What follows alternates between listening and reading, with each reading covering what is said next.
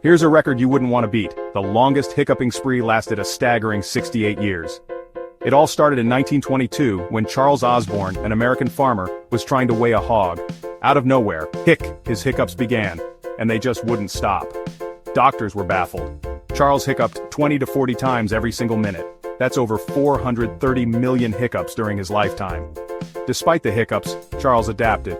He worked, raised a family, and even made it into the record books.